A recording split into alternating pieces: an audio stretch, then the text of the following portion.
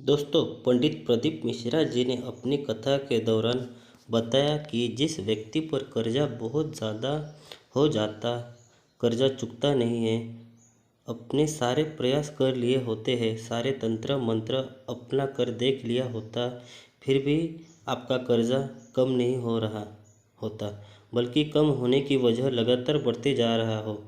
आपके ऊपर लाखों करोड़ों रुपए की कर्जा हो चुका है, तो बिल्कुल भी परेशान ना हो। आपके ऊपर चाहे जितना भी कर्जा आओ, सिर्फ सिर्फ 2 या 3 सोमवार आपको ये उपाय करना और महादेव की कृपा से निश्चित ही आपका सारा कर्जा छूट जाए। तो क्या है वह उपाय? उपाय के लिए जानते, लेकिन उससे पहले आप चैनल पर नए नए हो तो कृपया चैनल को सब्सक्राइब अवश्य कर लीजिए। अब हम जानते हैं कि यह उपाय कैसे करना। कर्जा मुक्ति के लिए उपाय हो या मानसिक तनाव में कोई व्यक्ति हो, तो उसके लिए सबसे अच्छा उपाय वटकेश्वर महादेव के नाम पर अवट किशोर महादेव कौन है और आपको उपाय कैसे करना है, चलिए जानते हैं। सबसे पहले आपको अपने घर पर थोड़े से चावल यानी राइस लेना, उसे अच्छे से बारीक महीन पीस लेना है, क्योंकि चावल बहुत कठोर होता है, जिस वजह से वो आसानी से पिसता नहीं। तो यदि ऐसे पीसने में आपको समस्या हो रही तो आप चावल को कटोरी में भरकर घंटे 2 घंटे के लिए रख दें, जिससे चावल बिल्कुल मुलायम हो जाएगा और आप आसानी से उस पीस लेंगे। तो समझे आप लोग, सबसे पहले आपको थोड़े से चावल पीस लेने हैं। फिर दूसरा काम आपको ये करना है कि आपको थोड़ी सी शुद्ध हल्दी लेनी है। अगर खड़ी हल्दी आपके घर पर है तो थोड़ी सी खड़ी हल्दी पीस लेनी है, या खड़ी हल्दी नहीं है तो फिर पीसी हल्दी का पूछ आता है, बाज़ार में आपको मिल जाएगा। 5 रुपये वाला पैकेट या 10 रुपये वाला पैकेट, जो भी जितने का मिले वो आपको ख़रीद लेना है। 2-4 चुटकी पीसी हल्दी लेनी है आपको। अगर आपके घर में किचन में खाने के लिए हल्दी इस्तेमाल हो रही है तो उसका प्रयोग बिल्कुल मत करिएगा, बाज़ार से नई पैकेट ख़रीदना है आपको। या फिर थोड़ी सी सर पर पीस लेना, क्योंकि हमें शुद्ध हल्दी का ही इस्तेमाल करना होता है। अब यह 2 कम हमने कर लिए हैं।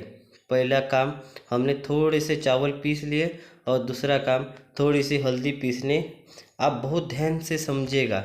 इसके बाद आपको किसी भी सोमवार से योग शुरू कर देना। सोमवार को नहाकर एक कलश यानी लोटा लेना है, जिस चावल का आप पेस्ट बनाएंगे या जिस चावल को आप पीस लेंगे, सोमवार को ही करेंगे।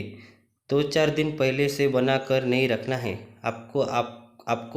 आप एक कम कर सकते हैं। सोमवार के ही दिन पहले यानी संडे के रात में चावल को पानी में भिगो देंगे और सोमवार को उठकर उसे पीस लेंगे, और हल्दी का नया पैकेट जो आपने बाज़ार से लिया है वो आपके पास रहेगा। तो सोमवार को सुबह सुबह नहाकर आपको एक लोटा जल लेना है।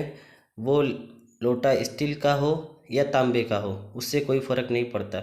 बस आपको एक लोटा लेना है, उस लोटे में जल भरना है। जल आपको पूरा लोटा नहीं भरना है, बल्कि थोड़ा सा खाली रखना है। अब अपने लोटा के लिए या लोटी में जल ले लिए, उसके बाद इस लोटे में आपने जो चावल पीसे उनको डालना है और अच्छे से मिला लेना है। इसीलिए पूरा लोटा भरने से मना किया था कि जब आप चावल डालोगे और लोटा पूरा भर जाएगा तो आप चावल सही से मिला नहीं पाओगे और जल लोटे से बाहर ही जाएगा। अब लोटे को जल में चावल डालकर उसे अच्छे से मिला लेंगे, और उसके बाद जो हमारे पास हल्दी है वह 24 चुटकी उसी में ऊपर से डाल देंगे। इसके बाद यही लोटा लेकर हमें पहुंच जाना है। बाद में पेड़ के नीचे एक बात का और कहीं से कहीं बढ़कर पेड़, तो कहीं से कहीं बरगद का ही पेड़ करना है। दोनों एक ही पेड़ होते हैं, ये आपको ध्यान रखना है। अब आपको बरगद के वृक्ष के नीचे पहुंच जाना है। बरगद के पेड़ के नीचे उसकी जड़ों के पास एक लोटा जल चावल हल्दी मिला हुआ आपको छोड़ देना है या समर्पित कर देना है। आप देख कर रहे होंगे कि ये तो जल वाला स्थान है, जड़ यानी रूट्स। यह आपको जल देना है, कहीं और मत छोड़िएगा। सिर्फ जड़ वाला स्थान आपको जहाँ दिख रहा है वही छोड़िएगा। और आप किसी दिशा में बैठकर ये उपाय कर सकते हैं। अब जो जल आप चढ़ा रहे हैं वो चढ़ाते समय आपको वडकेश्वर महादेव का स्मरण करना है। याद रखिए, तो वडकेश्वर महादेव, इसी के साथ आपको अपने मन में अपने कर्ज का भी स्मरण करना है। मेरे पास इतना कर्जा है, यह कर्जा मैंने फल व्यक्ति से लिया है, यह मैंने बोलते हुए उस जल को चढ़ाना है। सुनिए, मैं आपको एक बार करके दिखा देता हूँ।